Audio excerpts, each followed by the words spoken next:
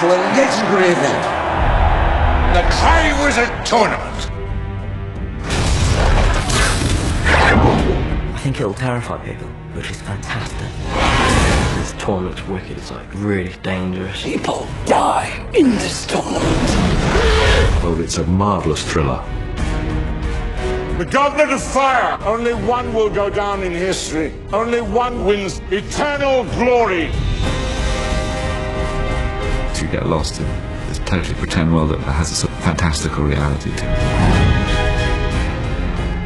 This film is going to hit you like bang, bang, bang, bang, bang, adventure to next adventure.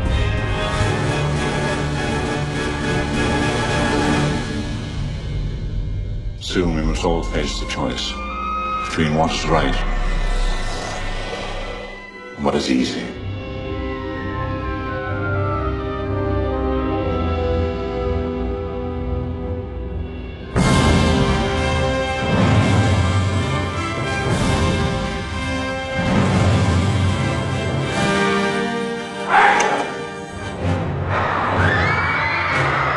What I like about the film is kind of Harry's life is out of his hands. He has no control really over where it's going. He begins the film not knowing that there is a desperate plot against his life, and he finds out a little bit at the time. I'm not ready for this. You don't have a choice. You're the boy who lived. I've always said that Harry's not a hero in the Superman sense of the word hero. He's a very vulnerable, fragile kind of hero who is incredibly afraid of things and of Voldemort. Power of the maternal love of Harry's mum has sort of destroyed Voldemort. So he wants revenge on Harry. There is something that is getting to Harry, that is trying to get to Harry, that has infiltrated Hogwarts, that Dumbledore doesn't know what it is, where it's coming from, or how to stop it. If you can't protect me now, then who can? I'm afraid there are no more easy answers, Harry. Of the 4 films, this is the biggest and greatest adventure because we have the Triwizard Tournament. The tournament brings together 3 schools for a series of magical contests. It's an old tournament initiated hundreds of years ago, and it's very, very dangerous. I'm glad I'm not in it. 3 schools come together: Hogwarts, Beauxbatons, and Durmstrang. And a single student from each of the schools is asked to carry out tasks. And they're all kind of potentially fatal tasks they have to get through in order to ultimately be the winner. But it's all very intense stuff, and lots of things that Malfoy would take a nice safe distance from. First task is that you have to get a golden egg from a dragon, of course. The dragon one's going to be wicked. It's going to be really dangerous. The second task is an underwater task where something the contestants value are taken, put underwater. The third task is a maze. In the maze, you'll find no dragons or creatures of the deep. Instead, you'll face something even more challenging. It's such a complicated maze that you could actually disappear in there and never come out again. Wicked. I think it's great for people to realise that this wizarding world is a whole world. Part of this film is actually about bringing people together because what lies ahead are dark things. And now, the champion selection! If chosen, there's no turning back. Everyone puts their name in the Goblet of Fire, and the Goblet of Fire chooses the 3 students, and then there's a 4th name that comes out as well. Harry Potter! There's a huge uproar because he instantly knows that everyone suspects him of some kind of foul play in putting his name in. And because he knows he didn't put anyone's name in, someone else must have. How did you do it? I didn't put my name in that cup. I don't want eternal glory. It's particularly hard for him to be put through these terribly dangerous tasks, but he doesn't actually want to be there. He wants to be back watching with everyone else. Don't let Potter compete! The Goblet of Fire constitutes a binding magical contract. Mr. Potter has no choice. There's some fantastic new actors and actresses who are also sort of around our age as well. It's very nice to meet new people and bring them all to the family. It's been important for us to find actors who really at their heart capture the essence of the characters they're playing.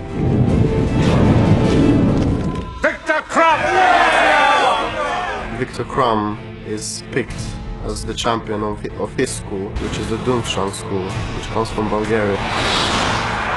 Who's that? Yeah! That is the best seeker in the world! He is the hero worldwide. He's worshipped by other players. He's the real kind of man's man, really tough, strong, brave and fantastic at sports. We are here to see me dive in the deep waters of the ocean. I'm initially from Bulgaria, but I've been living in England, and for the film Viktor Krum isn't really good at English, so I do go back to a rough, tough Bulgarian accent. You have no business here. This tent is for champions. When I'm here, I feel as if I'm really in Hogwarts. I feel as if this world is real. I've really been made feel part of the big family. The champion for both battles is Fleur Delacour. Fleur Delacour is a French wizard. She is what English think a French girl would be. Bloody hell! When the girls enter, just every man in the Great Hall was kind of going. And Clemence is beautiful, and the character Fleur is completely beautiful. I was a huge fan of the books. Just being thrown in a world that doesn't exist and that works beautifully. It's a very new experience for me. What she delivered in the end was this tremendous poise, which may not be French to the French, but it is French to the English. The Hogwarts champion, Cedric Diggory. Cedric is sort of all-round nice guy. He plays fair and he sticks to the rules like he should. He is the archetypal superhero who does get the girl, which is, just as a contrast to Harry, I think works fantastically. As per usual. Thanks. And he sort of, in a way, takes Harry under his wing. Rob, who is this gorgeous golden boy, so good looking and so English public school, and you look at him and you just think, yep, that's it.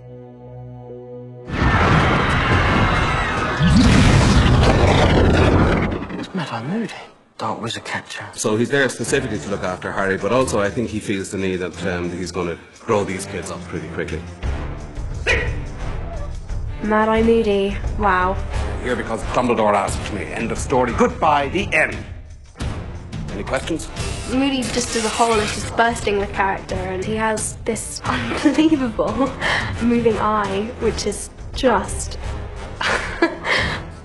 Need to find another place to put your chewing gum besides the underside of your desk, Mr. Finnegan! Oh, no way. The old codger can see at the back of his head. I'm here across classrooms! Something else I think Mad-Eye Moody is, he's a very intimidating person. Which curse shall we see first? Weasley! Yes. Stand. Ron really likes him. Quite strict, but he's just crazy and completely mental. He's a mixture of somebody who knows that there are dark things happening all the time, but has gone over the edge a little bit. Actually, when it comes down to it, he's a gunslinger with a wand. Oh no, you don't, Sonny! She's such a student! I'm Rita Skeeter. What makes a champion tick? Should we start with the youngest? Lovely. She's absolutely horrible. She's such a piece of work. No one else could play her apart from Miranda. Everyone loves a rebel, Harry. Well, I call her the caring, sharing face of investigative journalism. Your attitude shows the best pathological need for attention and worst psychotic death wish. She'll do whatever it takes to get the story which she's already pre-written in her head.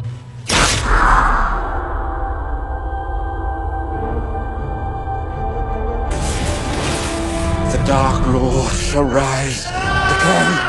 Above everything else, there is the appearance of the true villain. There's Ralph Fiennes doing the creature of ultimate evil, for which he is immensely well suited. My one wonder. One of the things that made me want to do the role was Mike Newell showing me these drawings, artwork about the suggested looks of Voldemort. I wanted him to be really humanly evil, not an idea of evil. He's back! Voldemort's back! They're more than enemies. Enemies doesn't quite do it justice. At the same time as hating him with every fibre of his being, Harry is also absolutely terrified of him. Expelliarmus! Harry!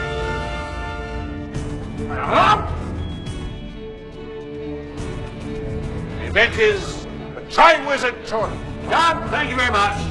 What I like about the way Mike has directed it is that you never quite get away from the dark elements of the film. It's always there in the background, even if it's not the focus of the scene in any way. You're eating and loving it. Off you go. One of the things that Mike has brought to it is a real sense of British boarding school. Even though there is a really dark part to it, it still has this fantastic sense of humour. Hello, Harry. Long time no see.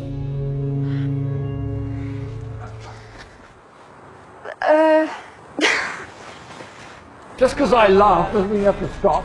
Could you start again? If you do something funny, he'll laugh. Even though it'll ruin the take, he'll still laugh just to make sure you know it's funny. And I think that relaxes you so much.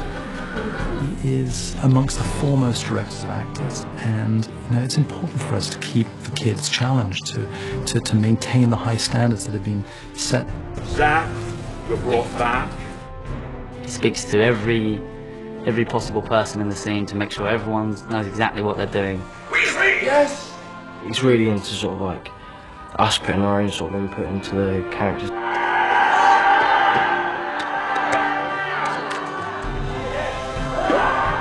To have cast children so brilliantly, who have gone through 4 films now from a very young age to adolescence, and still to find them interesting and involving and disciplined is extraordinary. Do you think we'll ever just have a quiet year at Hogwarts? No. I didn't think so. In this film, Harry, Ron and Hermione have their first real exposure to the opposite sex. Ron's changed a bit, like he's a bit more mature now. He's got a bit more comfortable around girls and that, because there's the Yule Ball. And on Christmas Eve night, we and our guests gather in the Great Hall for a night of well-mannered frivolity. When I read the script, I knew that a lot of the scenes with Rupert and Dan and this whole issue of finding a partner for the ball would be really funny. Why do they have to travel in packs? basically, we find it really hard to find a date, and it's sort of getting a bit embarrassing because everyone else is getting dates, even like Neville. What I like about Harry as well is he's pathetic at the whole romance thing. He's rubbish.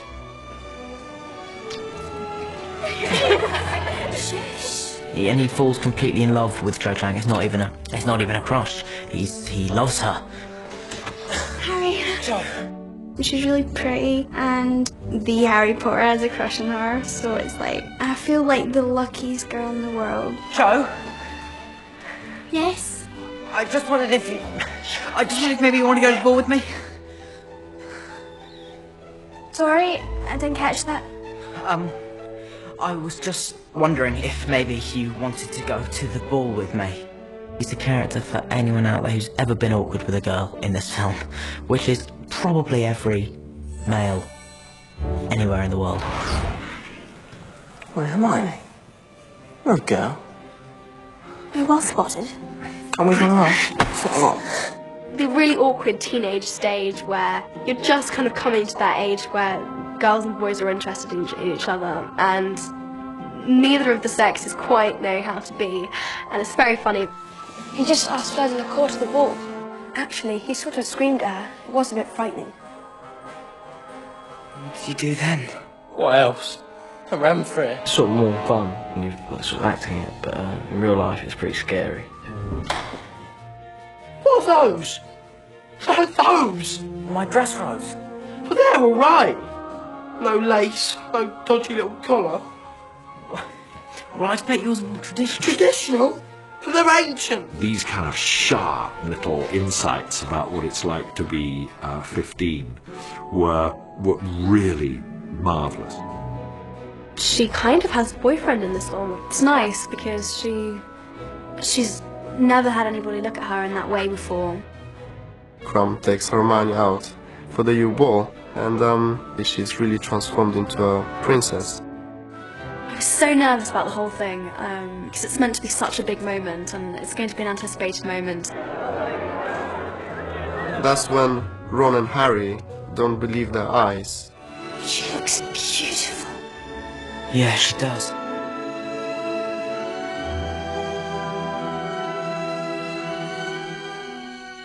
For Ron and Harry, it's a bit of a shock, really, especially for Ron, who, who's only just realised that she's a girl. Is that Hermione Granger with Victor Crumb?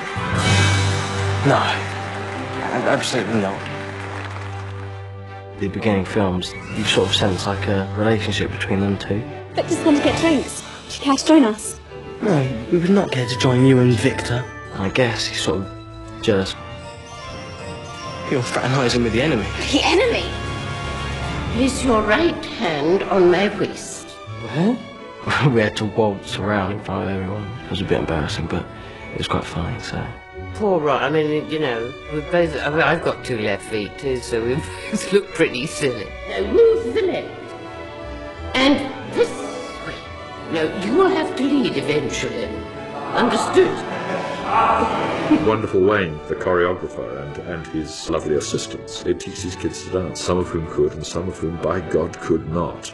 Bit nervous, but should be alright. One of our regulars, young Devon, can cut the mustard in the dancing stage. Watch out for it. And I've been doing my steps, I've been working my feet, you've seen my feet work. You trust me, don't you? Everyone else had about 3 weeks, and I only had about 4 days to learn, so I'm quite proud of what I managed to do. It was very hard, and I got to about halfway through, and then I would kind of just lose it completely. No practice, just going straight into it and going mad. Oh, look at that, look at that. Lucky man, lucky man. I was really struggling, so Mike walked onto the dance floor and gave me a spin. Yeah! I adored them. They're good news, each of them, and I'm very proud of them.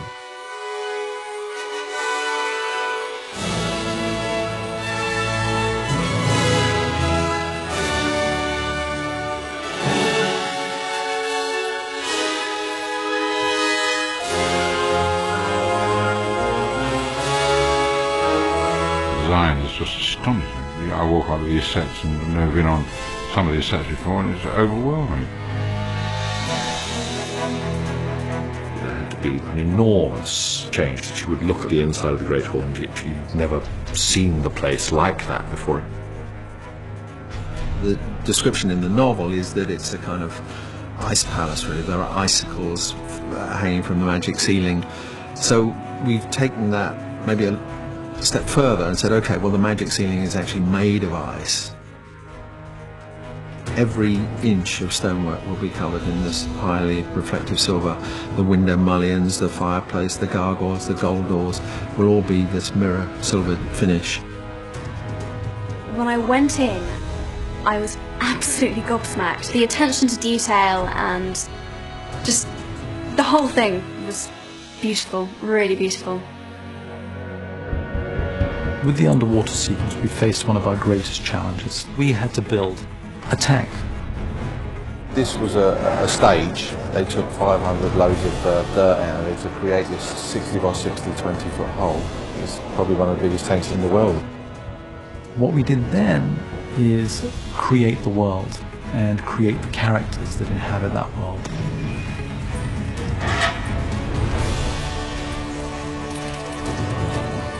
We've built this rather big, elaborate trophy room.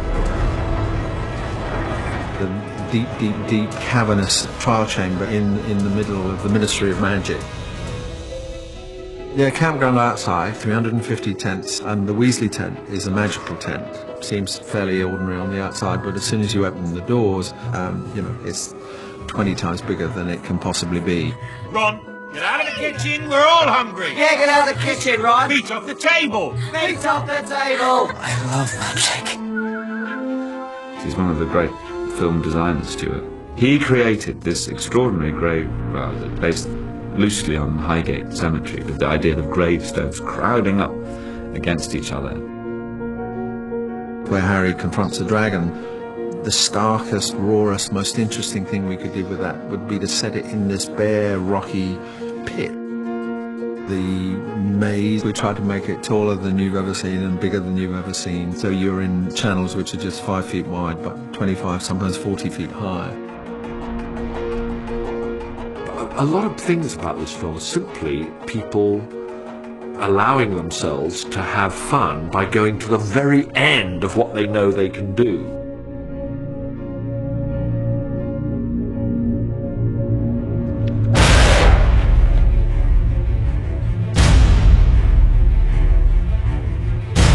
Trained for quite a long time to do the stunts. I don't think it would have been nearly as good if people were sitting there going, oh, well, that's someone else doing that. 3, 2, 1, breathe her out.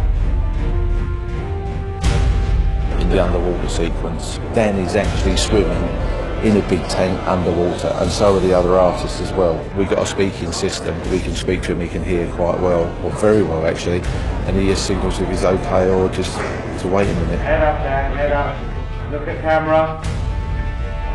Stop. And the physical exertion of this, of acting underwater, his eyes open, performing while he was holding his breath, is a remarkable achievement. I really enjoyed tank diving. It was hard work and it was very physical, but it was really rewarding.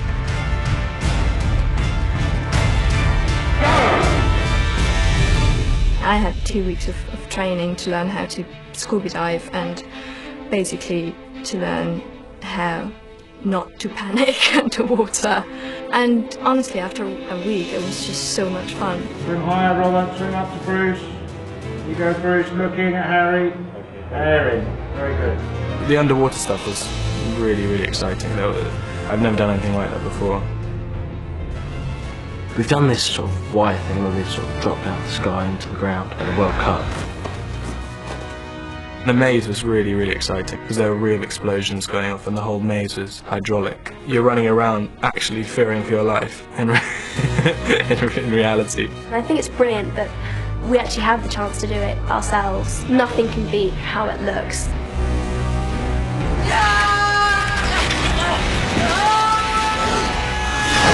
I am the last of the action heroes. Something's coming closer. I can feel it. There are tremendous, exciting things in this film for all ages. The killing curse. Only one person is known to have survived it, and he's sitting in this room. It's going to be a lot of action. It's going to be really good. Get out! It's everything! Get back to the portkey, everybody, and stick together! Oh, no! It's a fairy tale world, but it's much more scary. Devils are inside the walls. In this film, there will never be a dull moment. Is it Voldemort? Harry, I'm scared for you. It's the ultimate thriller. To be anxious knowing what lies ahead, and again, we all are.